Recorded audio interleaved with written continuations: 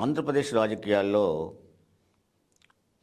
కొత్తగా ప్రభుత్వం వచ్చిన తర్వాత జరుగుతున్న అరాచకాలు, దాడులు వాటి విషయాల్లో మొదటగా భయపడుతున్నది ఆ, తెలుగుదేశం పార్టీ నాయకులే. దాని తర్వాత తెలుగుదేశం పార్టీలో చేరదామనుకునే వాళ్ళు కూడా వెనక ముందు ఆడుతూ ఉన్నారు. ఇవన్నీ చూసిన తర్వాత ప్రజలలో వ్యతిరేకత వచ్చేసి మళ్ళీ తిరిగి వైసీపీకి మద్దతు ఎక్కడ పెరుగుతుందో అనే ఒక భయం వీళ్ళిద్దరిలో కూడా కనపడుతూ ఉంది.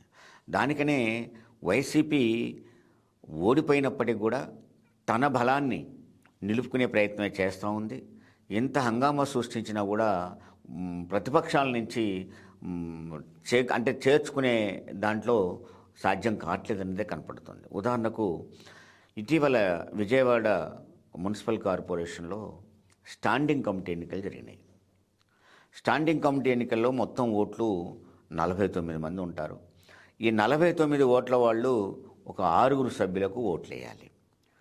6 స్టాండింగ్ కమిటీ సభ్యుల్ని, 6గురిని కూడా క్లీన్ స్వీప్ వైఎస్ఆర్సీపీ చేసింది.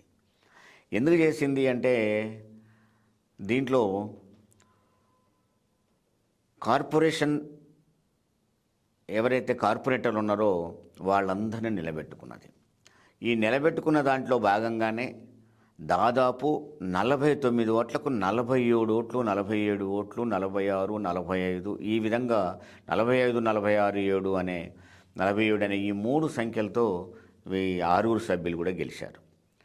టీడీపీకి వచ్చేసరికి 16 ఓట్లు అలా వచ్చేసాయి. అంటే యాక్చువల్గా 12 ఓట్లు రావాలి టీడీపీకి, 4 ఓట్లు పెరిగాయి.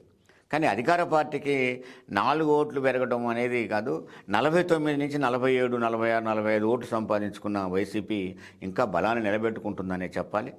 టీడీపీ ఈ చేస్తున్న ఈ పద్ధతి దాంట్లో చేరే వాళ్ళని ఆలోచింపజేస్తుందేమో అనిపిస్తూ ఉంది.